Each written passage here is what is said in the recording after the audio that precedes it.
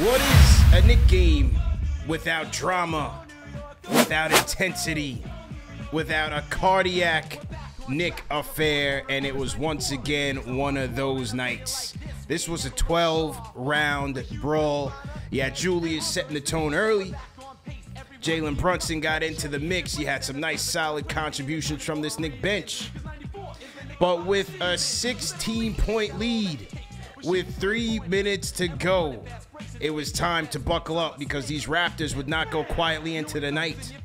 They go on a 17-3 run to bring this thing within 2. Knicks can't inbound. They can't close. They can't execute a play. Scrambling, stumbling, and bumbling. But when push comes to shove, you go to Captain Clutch to take you home. And that's exactly what Jalen Brunson did with a clutch 3-point play to save us from complete disaster. So let's talk about it tonight, man. KFTV postgame live, because as I said, man, this game, there were so many ebbs and flows to this game. You had Julius coming out red hot out the gates. Missed the first quarter. 5 threes. He had 6, but they screwed him. He almost had the franchise record. They screwed him or tied the franchise record. They took it away, but nevertheless, Julius shot out the gates hot, cooking OG every chance he got. The point guard gets into the mix. Shout out to Jalen Brunson. And the Knicks were going in the first half. Third quarter, Raptors clapped back. They were hanging in there. They had some tough shots. You know, Gary Trent Jr., who's been riding a hot streak, was doing the damn thing. Fred VanVleet chipping in. Raptors won that third quarter.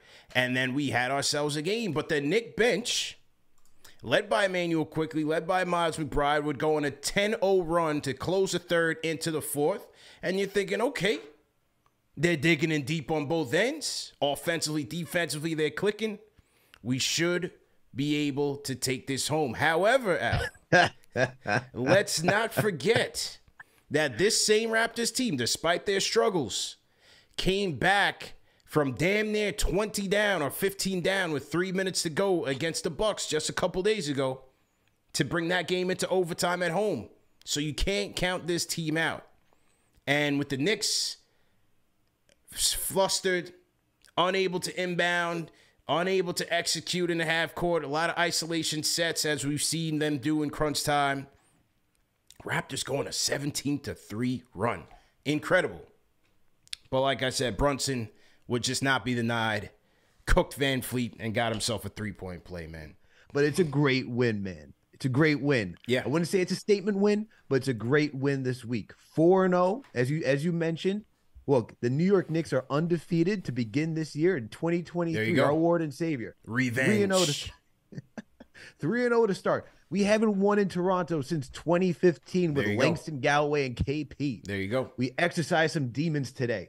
I feel great about this win, okay? You had Pascal Siakam come into our house, drop 50-plus points. Yeah. Randall's like, let me return the favor. Let me drop 30 on you, all right? Let me show you why I'm the first quarter all-star legend over here. The real all-star. CP, do you know where Randall ranks in the NBA when it comes to first quarter points? Do you know how high he ranks? No, he's not first. Second. Close, though. Second. Nope. Third. Fifth. Oh, he's fifth. All right. Okay. All right. He is top 5 when it comes to scoring in the first quarter, averaging 9.1 points. He is behind Luka Doncic, Shai Gilgeous-Alexander, Joel Embiid, Kevin Durant. Obviously, we all know where those guys are, but Randall's playing like an all-star this season. No doubt about it. Okay? If you haven't voted, make sure to go vote for him because we gotta talk about that. But yeah, we gotta talk about that, man. But what I like throughout most of this game, CP, is that they played poised for the most part. They played half-court style. There wasn't a lot of transition that we're used to from this Knicks team, especially with Brunson being at the helm. But they went into their half-court sets. They operated efficiently for most of the night, and they got good looks.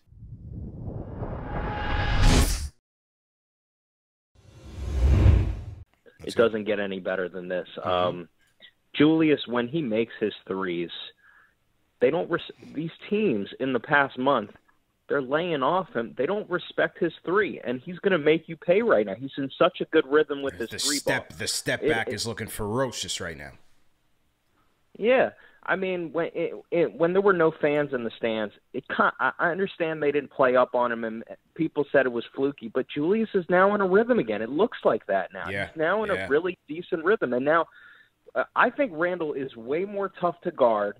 Obviously, this is for any player when you're making your jumper. Like they have to respect it now. But he's in such a nice rhythm. It's so nice to see. I want to talk about quickly, CP. I agree with you. I think over the past past 3 weeks, I've seen changes in IQ. Obviously he's getting more minutes, but he's way more under control in what he's doing. Like, when you sit back and watch these games, CP, like, don't you feel like, aren't you a proud father watching IQ? Yeah, it's just growth and development. Year 3, he's with this coach for 3 years now. He understands what Tibbs wants out of him. Yes, the shot isn't always consistent. Yes, sometimes an over dribbling will get to you, but defensively, he's a hawk. And I thought the fourth quarter, he was very instrumental to helping this team, get that sizable lead. He was big. I thought IQ was really good tonight. Yeah.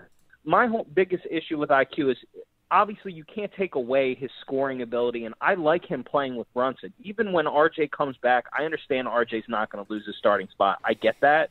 But I think you can find minutes for Brunson and IQ on the floor with Grimes and Randall playing with all those guys. IQ should play with those guys more because the floor is more space. Because IQ's making his threes now, and IQ is – honestly, he's a playmaker now. He's under control. I can trust him. IQ's not doing herky-jerky crazy things with Brunson on the floor because Brunson calms down UCP. He calms down IQ. He calms down me. He calms down the whole city of New York. Thanks. Because anytime you're on the floor with Brunson, he can calm anyone down. He calms me down, and I'm nuts. So right now, we are in really good shape. Yeah. The team is playing beautiful basketball. Fournier got to stop. He made a defensive play. He got a steal. We were winning this game. Yeah. That's how you knew we were winning the game, regardless of blowing a fifth. I never thought it was going to be Dallas tonight. I thought when Brunson's on the floor, he'll take care of it. He got the play. We get on the plane. We got out of there.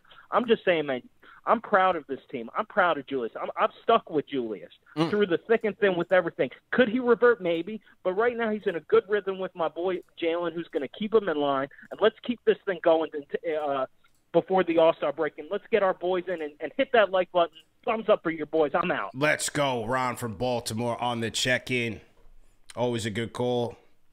Hey, man, on the Julius thing, hey, can't talk about no fans in the stands no more. Nope. He's beasting right now. Put some respect on his name. He's beasting right now. Absolutely beasting, man. I honestly thought this is one of the best, before the last 2 minutes of the game, I thought this was one of the best games we played, start to finish, forgetting the opponent. They came out with such energy. Julius obviously has been the tone setter in a lot of these games. That step back three is just crazy, or the side step three. Obviously, Mitch was dominant. My only complaint with Mitch, honestly, is just that he could figure out a way, maybe he can watch some tape, to figure out a way to get into Jakob Portal's head, because there's just certain guys that are kryptonite for Mitch. Yeah. He can't figure out. Same thing for Vucevic and some other guys. Just the way they play, their style. But then you have a night like tonight where he literally just controls everything, gets so many offensive rebounds, and there's little aspects of his game. If he could somehow finesse those aspects, right? It's like he goes to the line tonight, makes 2 straight free throws, right? If there was some level of consistency that he could add to certain areas of his game, he would just be even more impactful, because he's already impactful. And then I actually thought Hartenstein was pretty good tonight.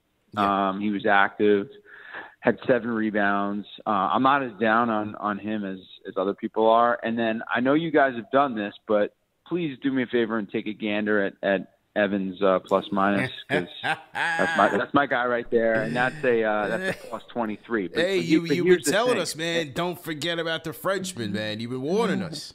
In summary, great win. I think we have the upcoming schedule eases up. Got a good opportunity to really push the record. We're only two games behind Philly, I believe, for the 5 seed. I think we're 3.5 even behind the Nets. So, look, I mean, I'm happy with the 6th seed, but if we can keep just stacking these wins, we're going to be in a great position. So that is that. DeMar Hamlin making significant progress. Great news to hear that. He FaceTimed the Bills. So it seems like he's on the road to recovery, which is excellent news. Shout out to the first responders that were acting swiftly and bringing him back to life, because every second was needed to do so. So great job by everybody involved. Great show, TM. Great show, Al. Great show, Chuck. Great show, all the mods. And we'll see you guys Sunday, man.